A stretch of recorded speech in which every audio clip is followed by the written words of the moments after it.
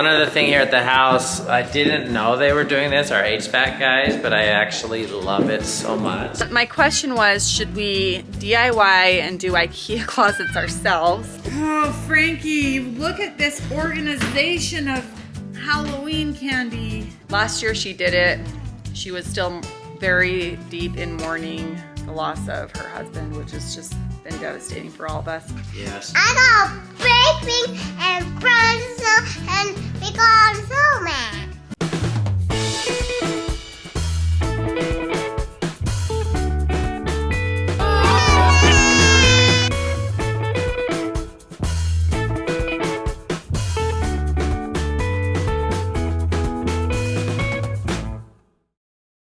Good morning, welcome to the vlog. What's It's a up, rainy guys? day.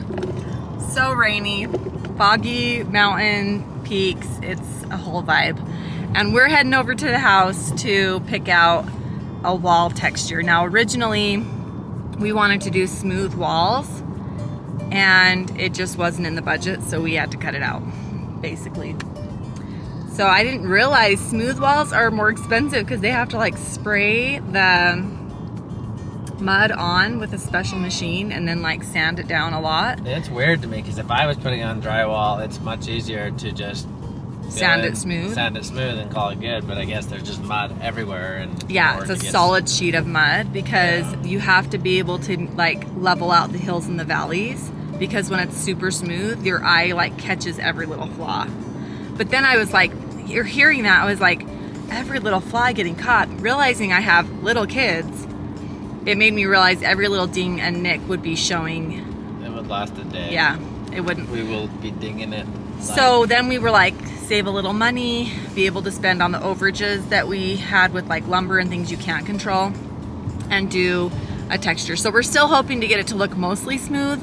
I think that there is a texture called Holy Smooth that is, it's closest to smooth, but there's little hills and valleys like throughout it that kind of like hide imperfections, and I think that's what we're gonna go for. But they're gonna do a couple samples on the walls to make sure that we're happy with the type of texture, and I think that's a great plan, so that's what we're going to do.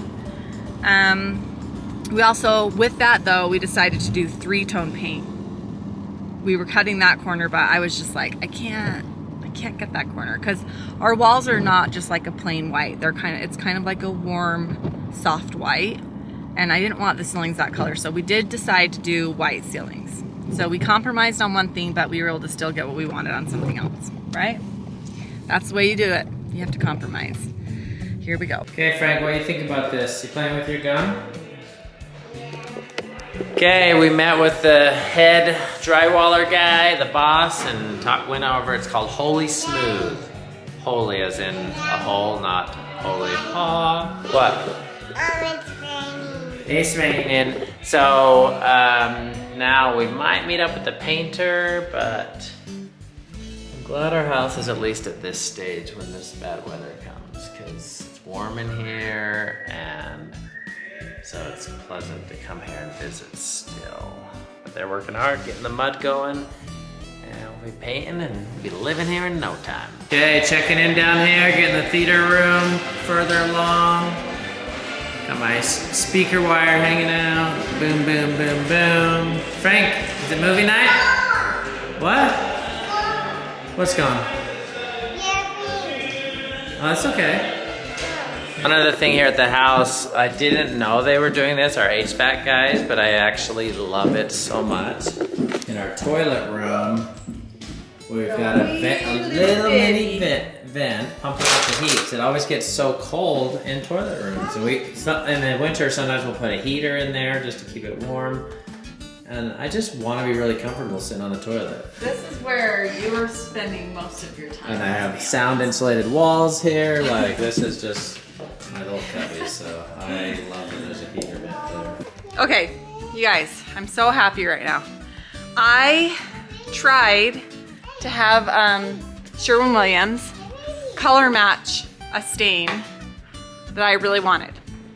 The way I found the stain was I mixed 50-50 of the pickled oak in Minwax and the weathered oak in Minwax, because I liked the pickled oak, but it was a little bit too light and a little bit too pink.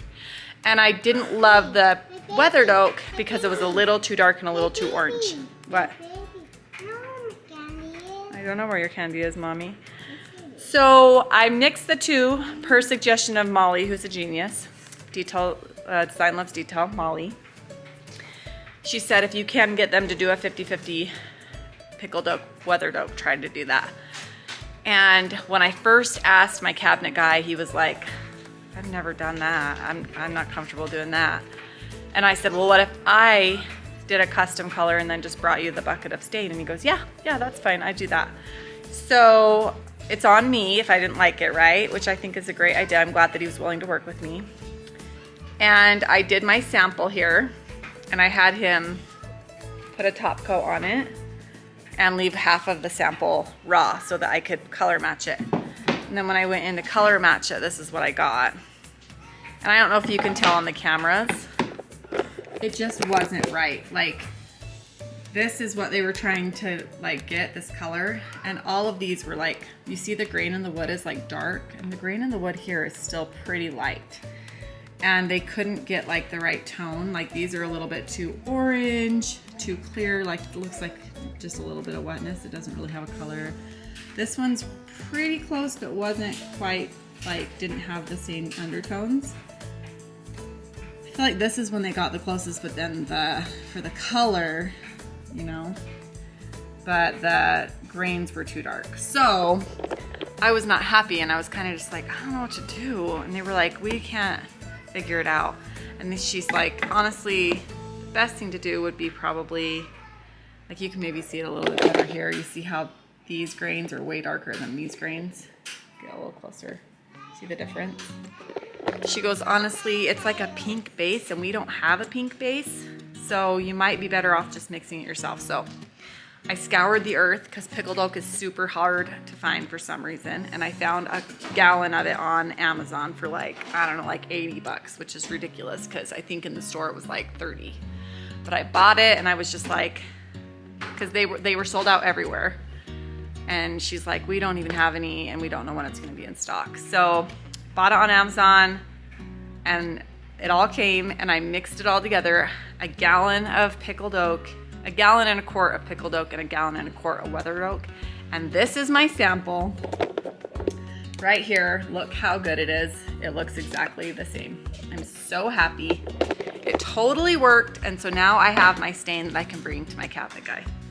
So it was worth the extra work that I put in to figure out how to get the exact tone I wanted. And I think it's gonna be beautiful. Look, this is a sample of pickled oak all on its own. The lighting is terrible in here, sorry guys. It's like some lights are orange, some are white. I'm gonna come over here by the window and see if I can show you. Okay, so, do you see how the pickled oak is just a little bit lighter? I liked the depth in the mix. So there's the difference between regular pickled oak and a 50-50 pickled oak, weathered oak. And yes, I am that particular and that picky about undertones because that is my jam. Like, as a hairstylist and a colorist, I really notice the little details of the undertones. So I'm really happy to like be able to get the one I wanted. Even though it was a little bit off when it's on a bigger piece of wood, it makes a big difference. And I didn't want it to look darker, if that makes sense. I wanted to keep it light, but still have that kind of warmer undertone. And it's gonna look awesome with the flooring. I already colored out everything, and I think it's gonna be really pretty. Hopefully I have a little bit extra in case I need to like match things around it to it. All right, you guys, I'm taking some time. Davey's laying down with Frank. I'm gonna do my nails. I did my sister's yesterday. I'm always a little jealous when I do hers because I do them right around the same time. We're on like a similar schedule where I need them done as soon as she needs them done. So this one's even like, I have a little chip and I cut it with a knife when I was preparing food. You can see that. But other than that, no lifting. It's great. So what I do is I spend a lot of time prepping them with, I have like this little drill. And because it's hard to get the gel nails off without this. drill or Dremel, whatever you want to call it. And I don't like soaking them off. Like, it's soak off nails, but if you have a carbon bit Dremel, it goes way faster. I can do it like, it's like 10 seconds or 5 seconds per nail with this thing. And I know how to use it. I went to school and I learned how to use it. So it's not scary. But then I stick on this hard gel underneath. It's called Luminary. And that's the tricky part. Like, it's hard. Like, you can't buy it unless you have a license. I have a license, so I can buy it. But it makes the difference, I think, of how long they stay on. Because, like, I do not have any lifting. Having a good base is, like, so important. Madam Glam does have, like, a base coat that's really good. And if I do it on like the little girls, it stays on for like a good solid like 10 days without any lifting, but your prep has to be really good. So if you do feel like you're painting your nail with any gel polishes and they're lifting, it's because you're not prepping the nail bed properly and you're probably flooding the cuticle. Those two things will cause lifting every single time. So be really careful to push all the cuticles back and then like rough up the natural nail just a little bit to prep it properly and make sure that when you paint the nails, no product floods onto the skin. If it does, you have to remove it properly before you cure it. So those are my tips. I love these Madam Glam gels. I think that they're inexpensive and they're such a good high quality product, and they have a great discount that they offer. So I think right now it's 30% off, but there's a sale coming up in a couple days. I think it's November like 15th to the 17th that you can get half off if you buy 3 or more products. So if you bought like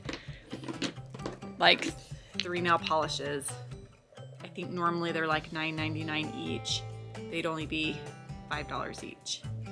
I'd have to check prices, but that's a great deal. So I'll put a link in the description of my discount code for you guys. But for now, I'm going to show you guys what I'm going to do. They have this cool, it's called marble ink or like nail ink. This is the clear ink, actually. I don't want it to be marbly.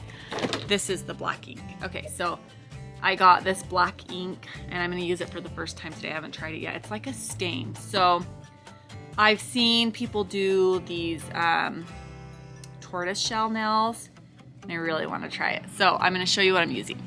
Yellow, baby. This is one of their glass colors. You can kind of see like it's a little bit see-through. That the lid is like exactly how the things are. You see how this is really opaque and this one's kind of see-through? That lets you know what it's going to look like on the nail. So this is like the one I'm going to use for the tortoise shell. So you can layer it. So I could do like a layer of this and then do a little bit of the ink and then layer this again and then do more ink and kind of get like that multi-dimensional tortoise shell look. And then I have a matte top coat that I might try putting on top of it. Okay, here they are. So this was my first time doing this technique, and it was really easy with that ink. So I did use another brown, like, so the color I used is this yellow. Yam, baby. It's like an orangey yellow, yam. Yam, baby, but it's like a glass, so it's a see-through. And I layered underneath it, I mixed a brown color with that and just kind of made it like an in-between, because you kind of need like a medium, a light, and a dark, and then the glass color to kind of layer them. So I don't know if you can see that. So I layered the brown mixed with the yam, baby, and then I put the ink on top of that, so that kind of had 2 dimensions. And then I put a top coat over that of the yam, baby, cured it.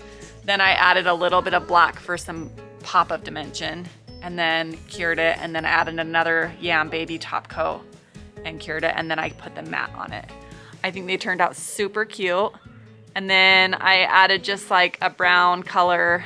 Actually, hindsight, if I could go back, I would change the color on these 2 nails to be something maybe just black, because I think that these together just look so good.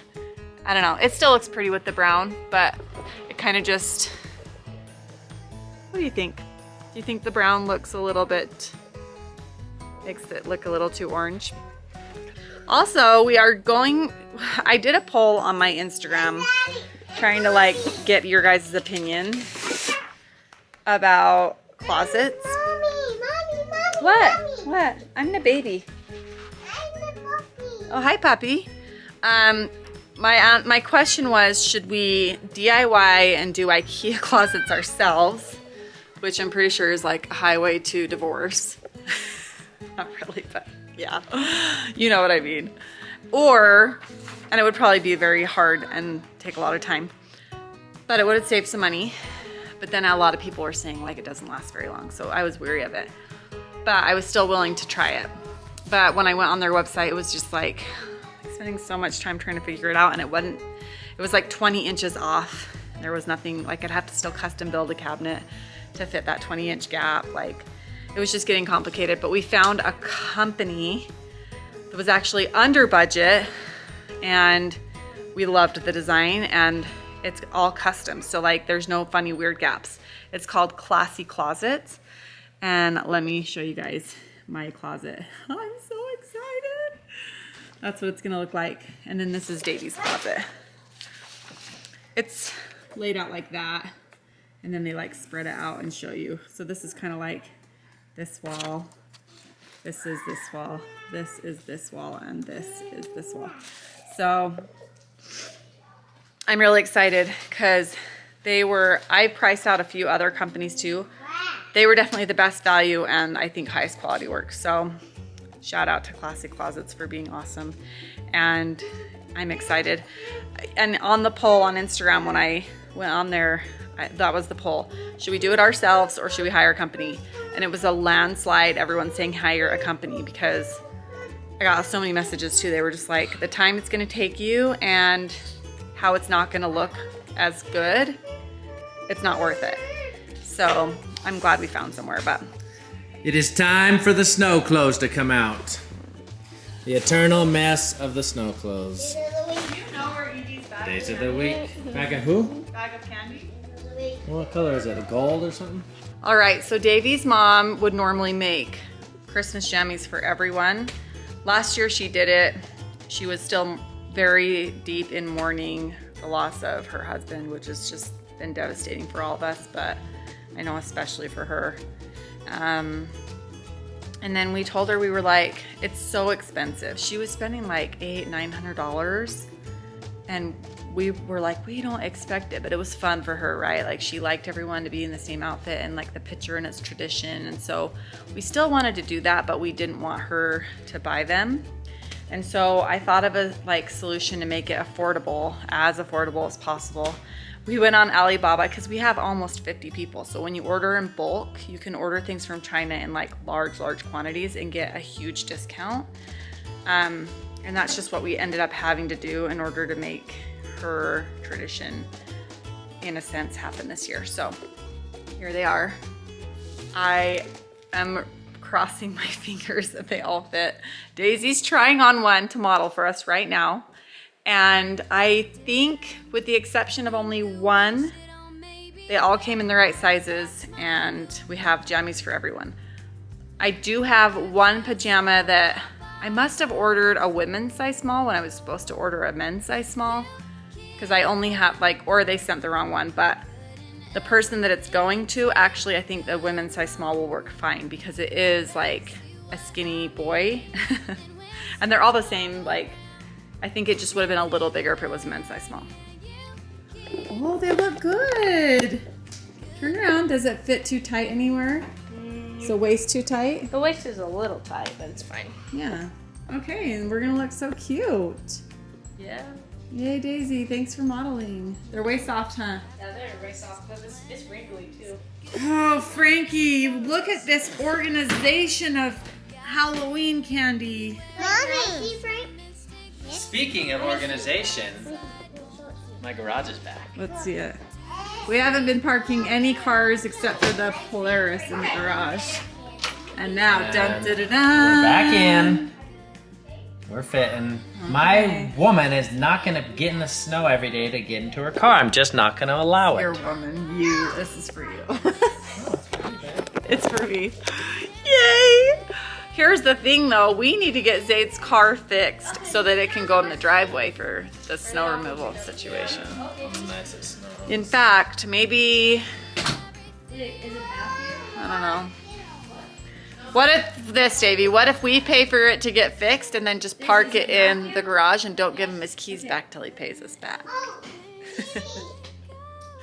I don't know what to do. All right, guys, wrapping up the vlog now. We got some snow today. Ender, how was playing in the snow? Great. Was it so fun? Decent amount of snow here. What? I'm gonna know what Frankie do. You? And Ender too. You played in the snow? Yeah, and Ender too. Was it your favorite?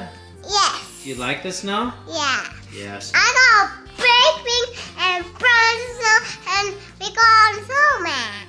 Oh. And bus. You gonna play tomorrow too? No. No? You good? Yeah. That does it. Thanks so much for watching the vlog. Find good in everything, and we will see you tomorrow. Bye-bye.